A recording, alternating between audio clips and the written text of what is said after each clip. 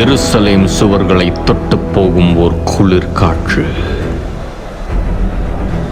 அரண்மனையின் கதவுகளுக்கு முன் சேரும் மக்களின் அச்சக்குரல்.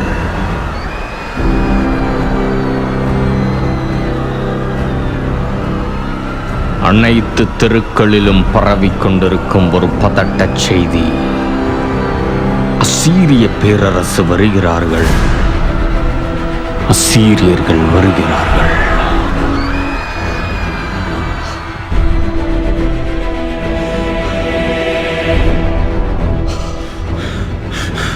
ஆகாஷ் ராஜாவே, நம் அசீரியர்களை எதிர்க்க கூட்டணியில் சேராததால் இந்த வேளையிலே இஸ்ரவேலும் சீரியாவும் நமக்கு விரோதமாய் எழும்பி இருக்கிறார்கள்.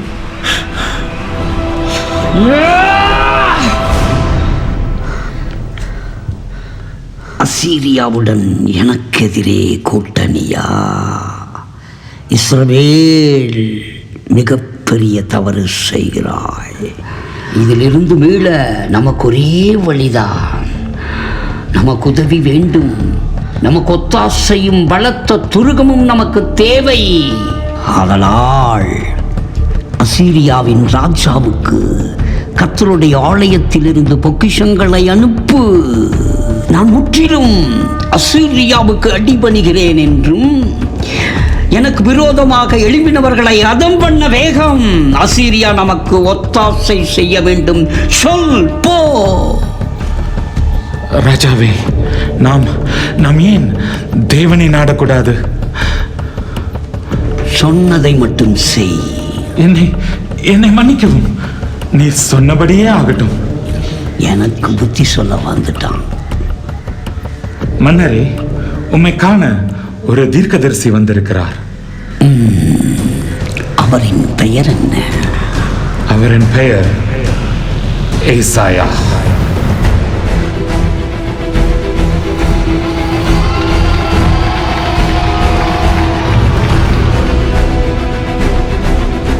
ஆகாஷ், உன் இருதயம் காட்டிலுள்ள மரங்கள் காற்றினால் அசைகிறது போல் அசைகிறதே. உன் இருதயம் துவள வேண்டாம். கர்த்தராகிய ஆண்டவர் உன்னோடே இருக்கிறார். நீ அவரை நம்பு. நீ சீரியாவின் ஒத்தாசையை நாடாதே.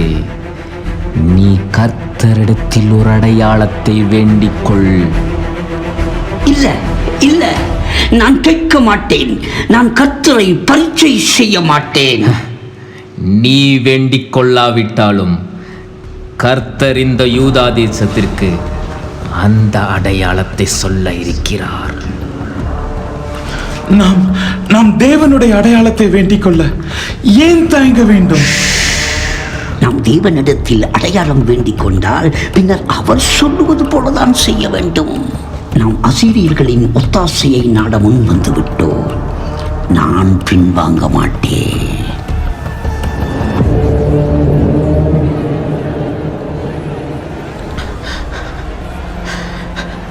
கலங்கி தவிக்கும் யூதா மக்களே, கேளுங்கள். இதோ போரின் சத்தமும் அச்சத்தின் உச்சத்தில் அலரும் என் ஜனமே. இந்த காரிருளில், இந்த குழப்பத்தில் கர்த்தர் ஒரு அடையாளத்தை கொடுப்பார். அது பரலோகத்தின் தீர்ப்பு அல்ல, மாறாக பரலோகத்தின் ரட்சிப்பு. இதோ ஒரு கன்னிகை கர்ப்பவதியாகி ஒரு குமாரனை பெறுவாள். அவருக்கு இம்மானுவேல் என்று பெயரிடுவார்.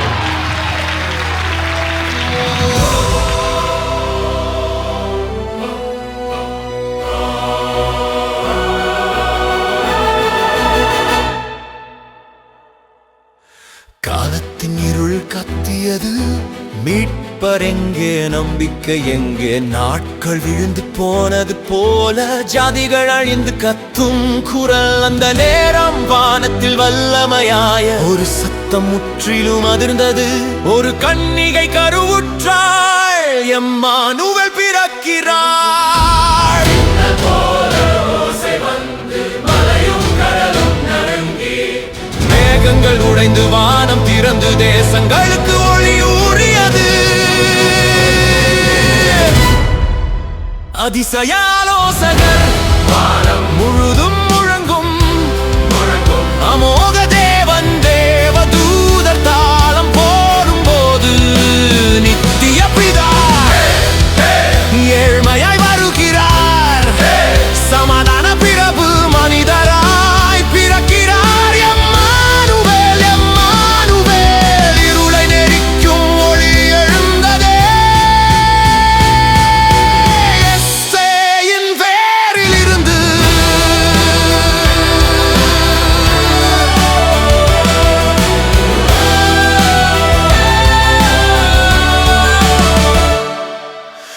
எஸ்ஸேயின் வேரிலிருந்து ஒரு கிளை பிளந்து எழுந்தது. உயிரில்லா மண்ணில் கூட அதிசய மலர் மலர்ந்தது. மரணத்தின் குளிர் காற்றை மீட்பரின் சுவாசம் சிதறடித்து வெறும் வார்த்தையாயிருந்த தீர்க்க தரிசனம் சதையாய் பூமிக்கே இறங்கியது. வீரராணுவங்களின் கிதமே இருளை கிழிக்கும் ஒளியின் சத்தமே பிறந்தார் பிறந்தார் நித்திய ராஜா வாழ்வின் குருதி தந்தார். எம்மானுவேல் எம்மானுவேல் தீர்க்க தரிசனமும் நிறைவேற்றும் வல்ல பேரொளியே. Emmanuel Emmanuel Emmanuel Emmanuel Emmanuel Emmanuel Emmanuel.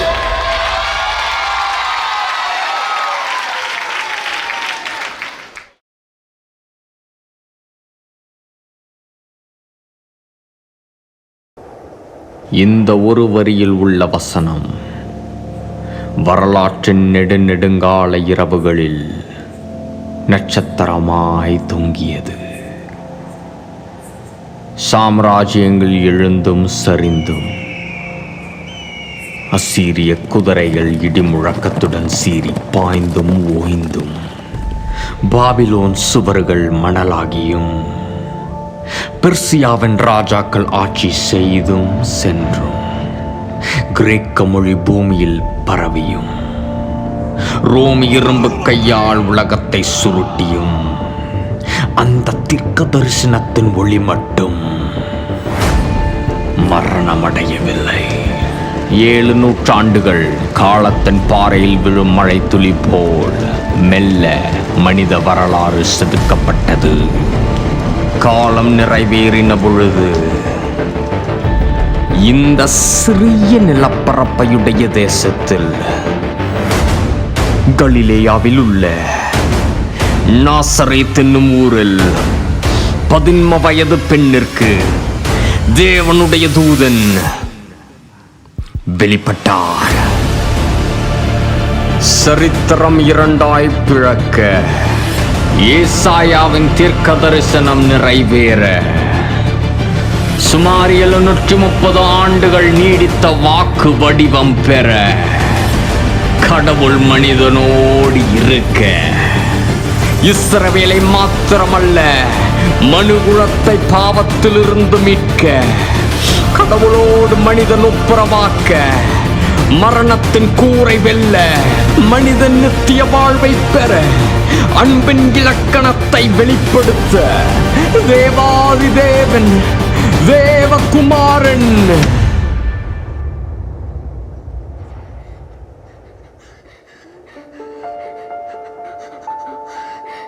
கிருபை பெற்றவளே நீ வாழ்க.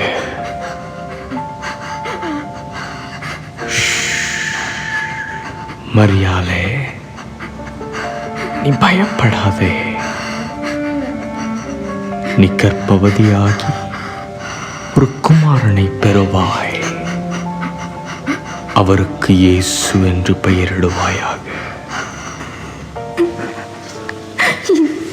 எப்படி சாத்தியம்? நான் யோசிப்பிற்கு நிச்சயிக்கப்பட்டிருந்தவன். திருமணமே இன்னும் ஆகலையே.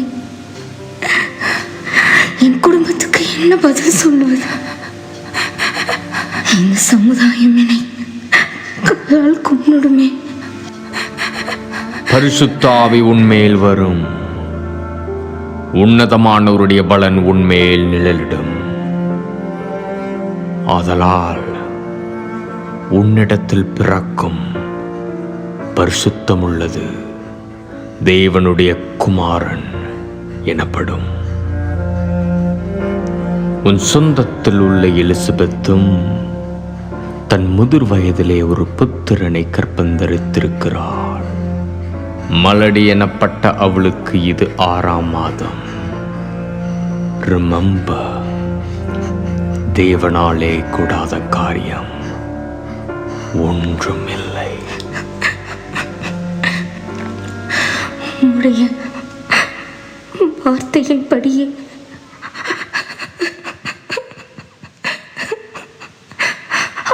கடவுது.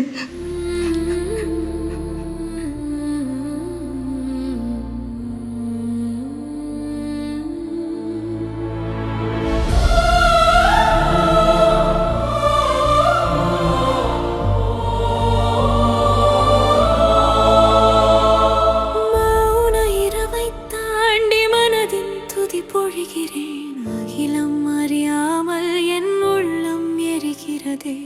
கருணை கதவை திறந்து கர்த்தர் என்னை தேடினார்.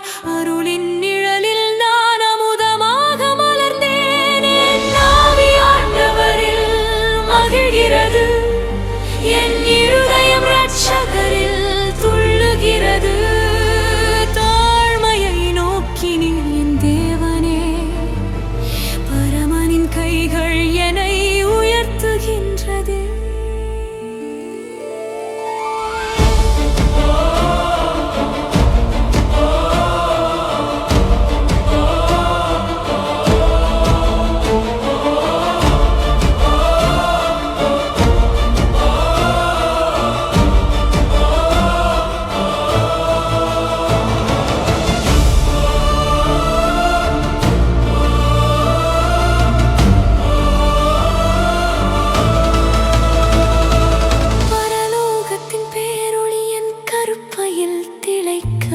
உலகம் ஆச்சரியத்துடன் தெய்வ கருணை கண்டதே. வல்லவர் கை நீட்டி தாழ்ந்தவரை உயர்த்தினார். மனங்களை கண்டறிந்து அகங்காரத்தை தகர்த்தார்.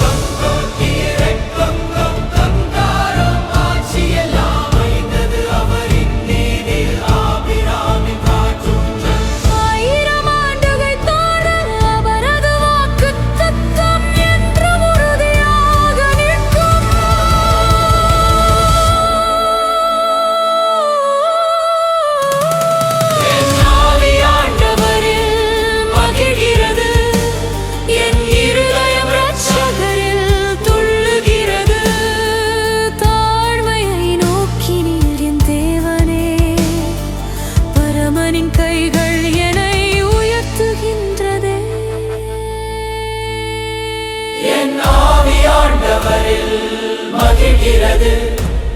என் இருதயம் இரட்சகரில் துள்ளுகிறது. தாழ்மையை நோக்கி நீர் என் தேவனே. பரமனின் கைகள் என்னை உயர்த்துகின்றதே.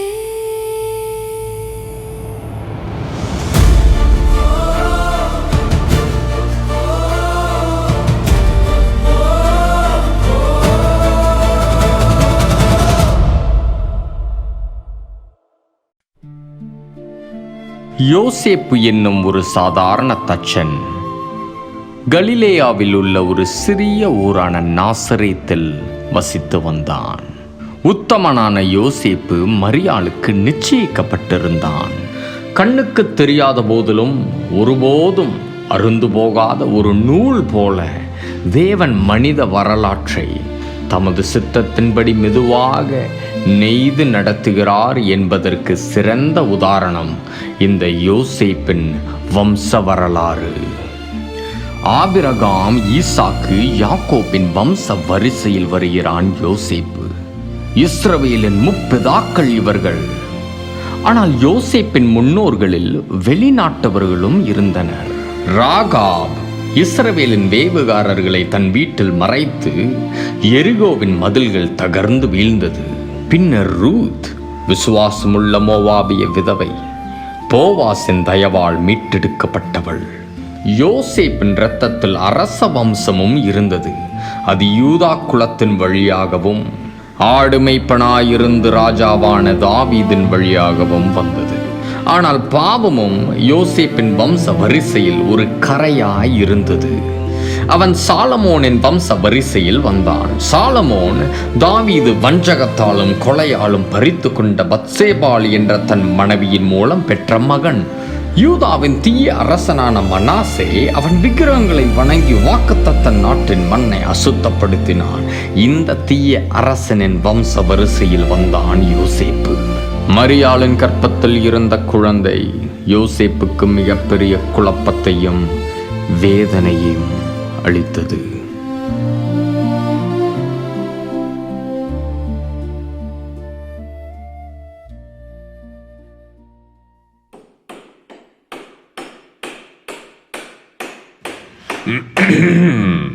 ஓ ஆரோன், வாங்க.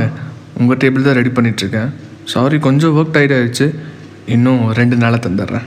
அது ஒன்றும் பிரச்சனை இல்லை. சும்மா இந்த ஏரியா பக்கம் வந்தேன், அப்படியே உங்களையும் பார்த்துட்டு போகலான்னு வந்தேன். ஓ அப்படியா? உட்காருங்க. ஏதாவது குடிக்கிறீங்களா? இல்லை அது வேண்டாம். இப்போ தான் குடிச்சிட்டு வந்தேன். இல்லை வந்தது எதுக்குன்னா அது எப்படி உங்கள்கிட்ட சொல்கிறதுன்னு தெரியல. பரவாயில்ல, சொல்லுங்கள். இதில் என்ன இருக்குது? இல்லை, ஊர் முழுக்க என்ன பேசிட்டு இருக்கிறாங்கன்னு நான் சொல்ல தேவையில்லை. எனக்கு இருக்கிற ஒரு கேள்வி என்னன்னா, உனக்கு இவ்வளவு பெரிய நம்பிக்கை துரோகம் செஞ்ச பொண்ணை நீ இன்னும் கழுத்தி விடாமல் இருக்கிறையே, அதுதான் எனக்கு புரிய மாட்டேங்குது. நீ செஞ்ச நிச்சயத்தை உடைச்சிரையா. உங்க குடும்பத்து மேல இருக்கிற கொஞ்சம் மரியாதையை வச்சு நீ காப்பாத்து. ஏய், உனக்கு அவ்வளோதான் மரியாதை. இனி வீட்டுக்கிட்ட வந்த அப்ப சரி, சோத்துல உப்பு போட்டு சாப்பிட்டு பேசலாம்.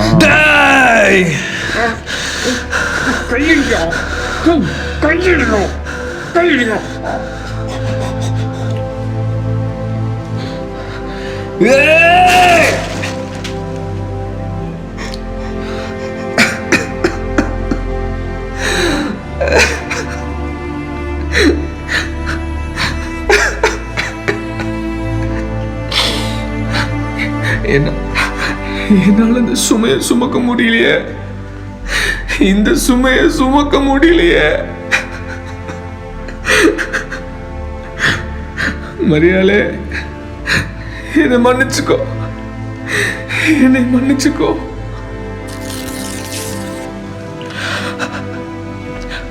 அன்புள்ள மரியாளுக்கு என் வாழ்க்கையின் இனி எதிர்காலத்தை நீயே தருவாய் என்று நான் நம்பியிருந்த காலத்தில் இந்த கடிதத்தை எழுதுவது என் உள்ளத்தை நொறுக்குகிறது.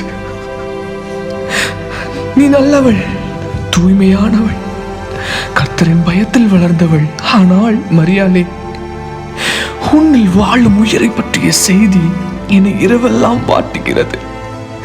இது எப்படி சாத்தியம்? என் மனம் புரியாமல் தத்தளிக்கிறது. ஆதலால் உன்னை காயப்படுத்தாமல் நான் விலகி செல்ல வேண்டிய நிலையில் இருக்கிறேன். என்னை மன்னித்துக்கொள், மன்னித்துக்கொள். ஆழ்ந்த குழப்பத்தில் உன் யோசேப்பு.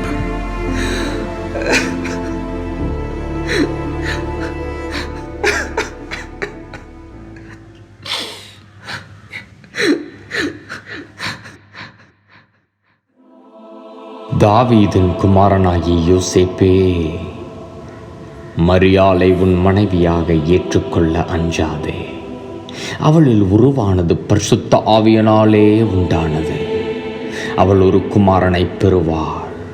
அவர் தம் ஜனங்களை அவர்கள் பாவங்களிலிருந்து ரட்சிப்பதால் அவருக்கு இயேசு என்று பெயரிடுவாயாக. இதோ, ஒரு கன்னிகை கர்ப்பவதியாகி ஒரு குமாரனை பெறுவாள். அவருக்கு இம்மானுவேல் என்று பெயரிடுவார்கள். இம்மானுவேல் என்பதற்கு தேவன் நம்மோடு இருக்கிறார் என்று அர்த்தம்.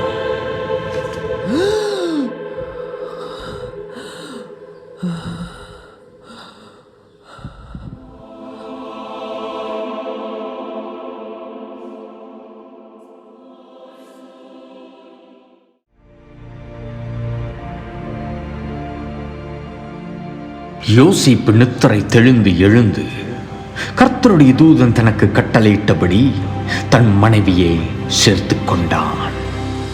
ரோம் பேரரசின் மக்கள் கணக்கெடுப்பு காரணத்தால் யோசேப்பும் மரியாளும் கலிலேயாவில் இருந்து பெத்லகேமை நோக்கி பயணித்தனர். இது சாதாரண நிகழ்வாய் தோன்றினாலும் இது கடவுளின் தீர்க்க தரிசனத்தை நிறைவேற்றும் தெய்வீக திட்டமாயிருந்தது.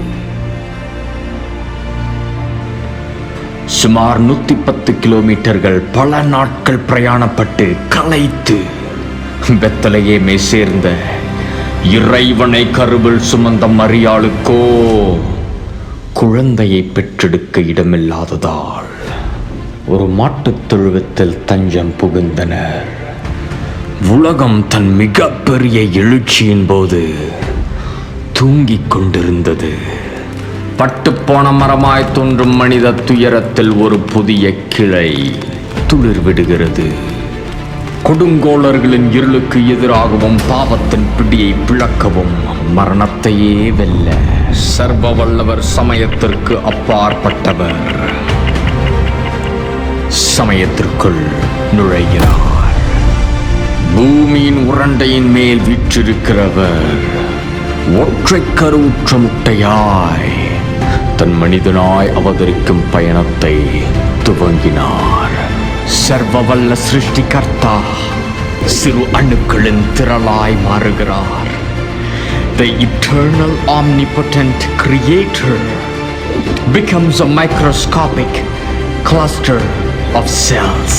ஒரு விதையிலும் சிறிதான கருவிற்குள் நுழையும்படி தன்னை தான் தாழ்த்துகிறார்.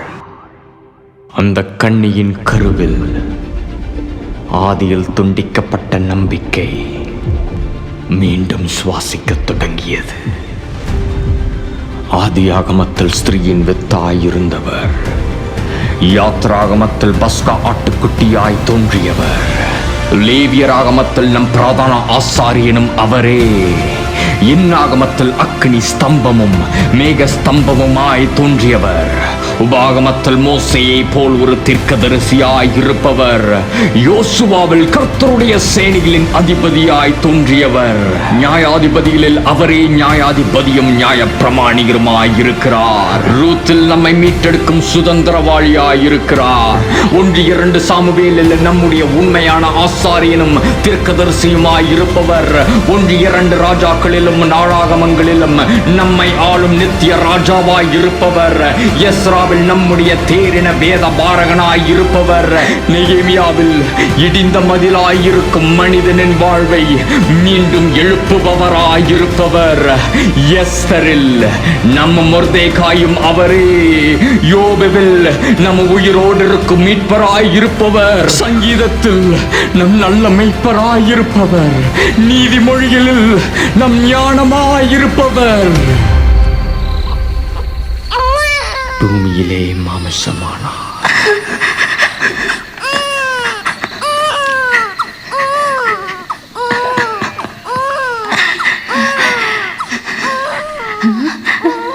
என்னம்மா என்ன தங்கம், உங்க பேரு ஈசுவா? இல்ல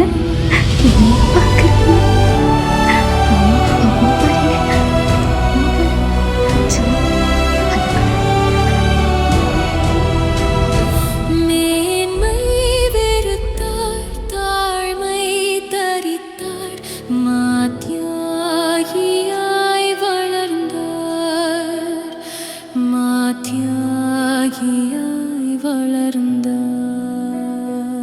இறந்தார்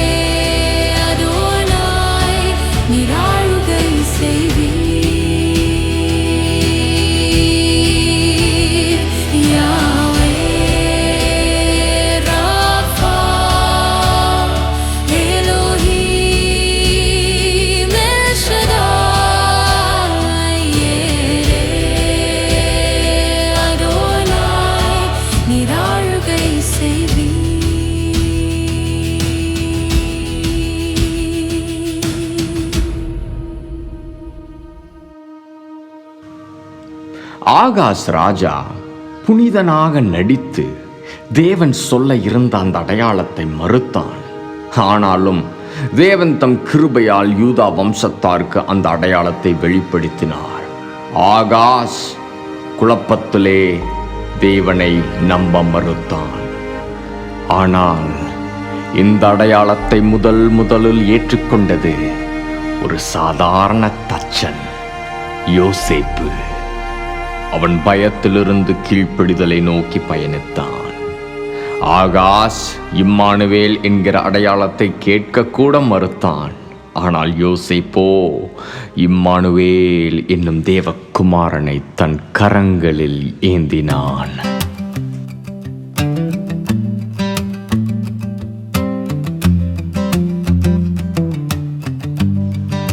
இம்மானுவேல் என்கிற சொல்லுனுடைய அர்த்தம் பெத்லகேம்ல முடியலைங்க. உயிர் தொழுந்த இயேசு கிறிஸ்து எடுத்துக்கொள்ளப்படுவதற்கு முன்பதாக கடைசியா சொல்லுகிறார், இதோ உலகத்தின் முடிவு பரியந்தமும் சகல நாட்களிலும் நான் உங்களுடனே இருக்கிறேன் என்றார். அதாவது 25, 26, 27 சதா காலங்களிலும். அவரது இறுதி வார்த்தை அவருடைய பெயரையே பிரதிபலிக்கின்றது, இம்மானுவேல். கலிலேயாவில் சில சீஷர்களுடன் இருந்தவர் இப்போது உலகத்தின் எந்த மூலையில் நீ இருந்தாலும் அவரை விசுவாசிக்கும் பொழுது அவர் உன் அருகில் இருக்கிறார். குடும்பத்திற்காக ஓடிக்கொண்டிருக்கும் ஒரு சாதாரண நபராய் நீ இருக்கலாம்.